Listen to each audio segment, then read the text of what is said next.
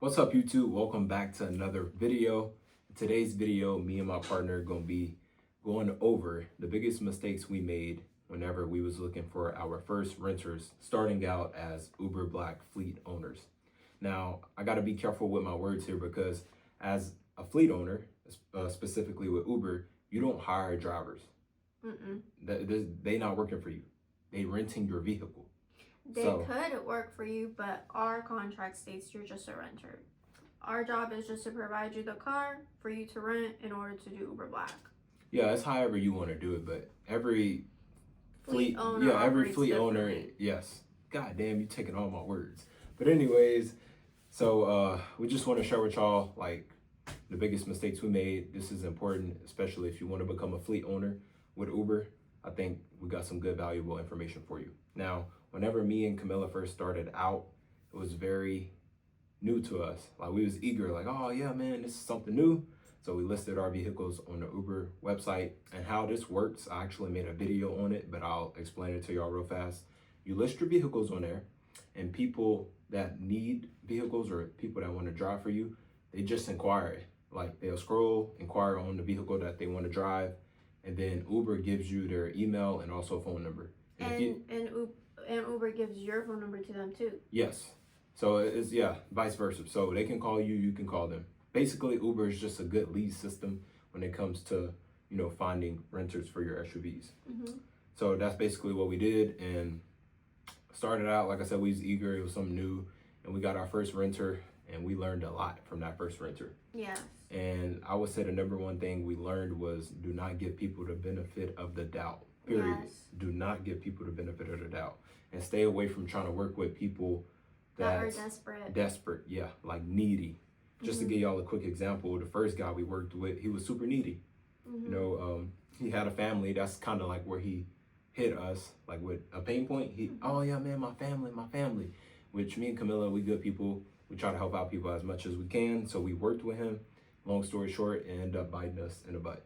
Basically, we lowered our rates for him because he said he had a family, and then on top of that, we did a lot more things that we should have not let slide, and then it ended up fucking us. So yes, and I'm gonna end it on this, but I did not know you can buy an Uber Black account. Yes. Me and her. Careful.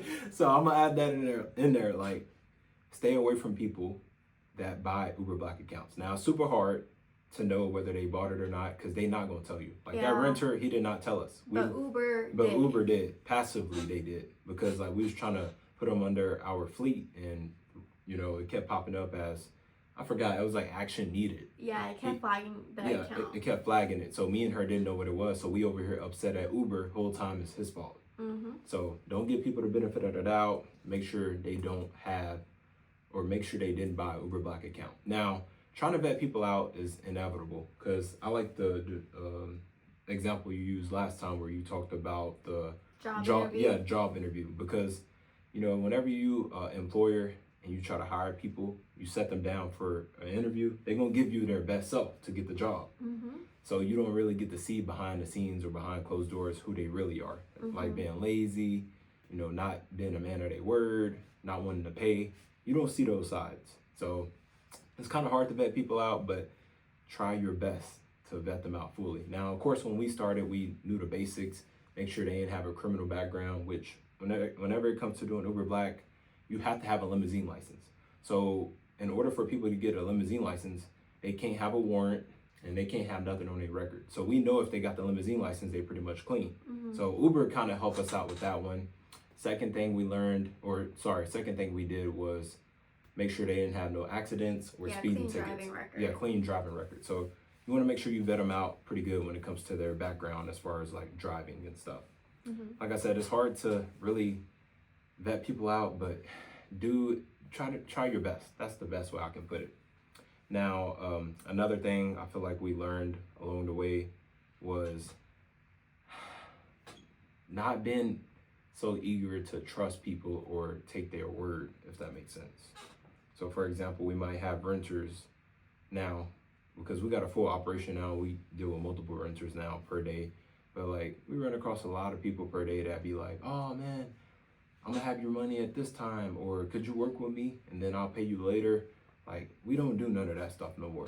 You either come with the dirt requirements, which is the limousine license and money, or we don't want to do business with you.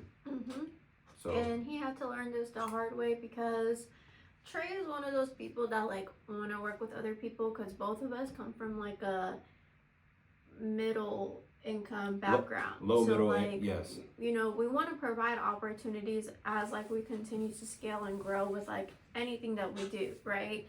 So for a long time, Trey felt bad and he wanted to give people the benefit of the doubt, which, you know, I think both of us fall victim to that.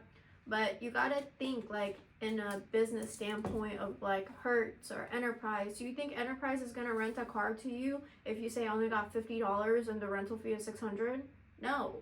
Are they gonna say like, yeah, you can put down $50 and then you can make $550 and then we'll just no. Like you have to operate in that stance as harsh as it is in order to basically be a in order to not go bankrupt and in order to stay in business, you have to operate that way because if not, people will take advantage of you. People will think that they can get over you. People think that they can disrespect you. People think that and even with our age, I feel like a lot of people think that we're not as strict or like we're gonna be more lenient, and it's like no, you know, at the end of the day, we are running an operation, we are running a business, we have, you know, bills to pay, we have a lot of shit that goes on that we don't like sit there and be like, oh well, you know, like can you give us grace, like can you pay us up front, like can you pay us more, like no, like, you know. That's so good because I feel like a lot of people, that's another thing, if you're a young fleet owner or you planning to be and you super young, they will try to take advantage of that. I don't know how many times we dealt with renters, they was like, damn man, I'm old enough to be your dad. Yeah. And they think because they older than me that they can get over on me, which absolutely not. Me and her super strict. At the end of the day, we got bills too. Like the fleet ownership side is not all sunshine and rainbows. No. You deal with a lot. And it's a lot of overhead too. A lot. Yeah, so we learn like if we want to stay in business, and also scale massively, we can't give people the benefit of the doubt or try to work with them. That was a good example you using Enterprise and Hertz.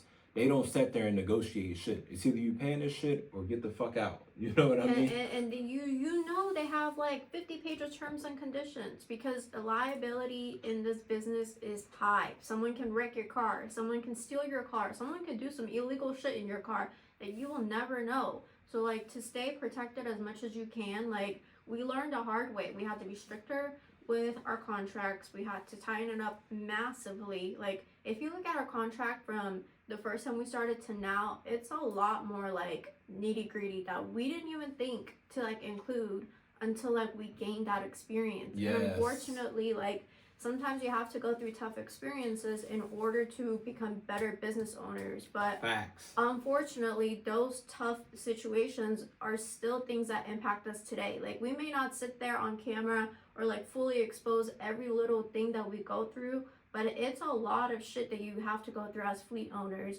whether it's vetting people out, whether it's making sure your vehicles are in condition and are in good condition, whether it's making sure that the vehicle is, you know, registered, has the correct permits, making sure, you know, it's running, there's no like oil changes that needs to be done, tire rotation, like it's a lot of overhead. So I think people think like, oh, okay, well, the rental industry and shit like that is like, you know, a walk in the park or fast. No. Another thing they think is what is it? Passive income. Oh, no. They think it's passive income where they not in it. Even if me and Camilla hired a fleet manager, I will argue we still would be in it a lot. Because at the end of the day, it's a huge liability. We own these vehicles. If anything happened to them, we're responsible. So it's not passive at all. And the best way I can tell y'all, especially if y'all want to become a fleet owner, is put a contract together that benefits you. Not where you're taking advantage of the renter, but just where you're protected at all times. Meaning if you need to come get your SUV at any given time, you need to put that in the contract as well. When it comes to dealing with different people, a fast thing we learned is always make sure you record your SUVs before you drop them off. Because some people scratch up a wheel, rim, you know, do some damage inside and say, oh, I didn't do that. and then you'll just go back to that video and say, hey, this is what it was like before. You did it, so you need to take care of it. And just because you do that don't mean they're going to take care of it. Some of these people barely, have money. I ain't saying all, but some. But, if they don't want to fix it, you can come out there and legally. So basically, it's just a lot of liability in this business. I mean, me and Camilla can sit here for hours and hours and talk to y'all about all the bad experiences we had. Literally, this could be like a 30-hour video, but we're gonna clip it up and give it to y'all in different parts. But point of this video, y'all, is to make sure that if you do want to scale to fleet ownership, the main thing I'm gonna argue is just the contract and making sure you keep up with your vehicles and be what's the word? Authoritative? Yeah. Authoritarian? Yeah, authoritarian. I think it's authoritarian. I hope we saying that right. But basically, have authority, strict authority, right off the bat. Tell them what they can and can't do. If you don't want them driving the vehicle, set the boundary. Set a boundary in place. That's a good word. Yeah, set a boundary. If you don't want them driving the vehicle other than rideshare, put that in the contract. And also, I feel like everybody should know this, but make sure you put trackers in your vehicle, because if you don't, you might not see it again. Or they'll be somewhere. Even, a kill switch. Or a kill switch, because they might be somewhere you might not even know. Yes. And probably doing some illegal stuff in it. So that's pretty much all we got. I don't want to spill too much in this video. Like I said, we got a lot we can tell y'all. But also good. I mean, don't get us wrong. We've met some cool people. Yes.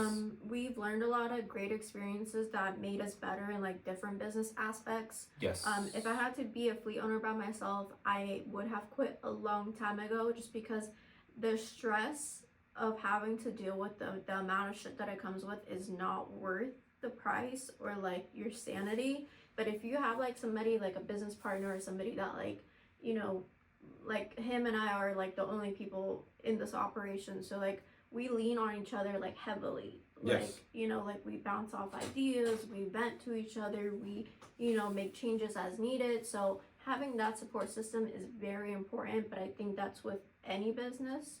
Having a support system is very important regardless of what you do. But overall, I mean, it wasn't always bad, but there are a lot of bad moments. So I would recommend that. I mean, there are some fleet owners that want temporary renters where you get new people every week.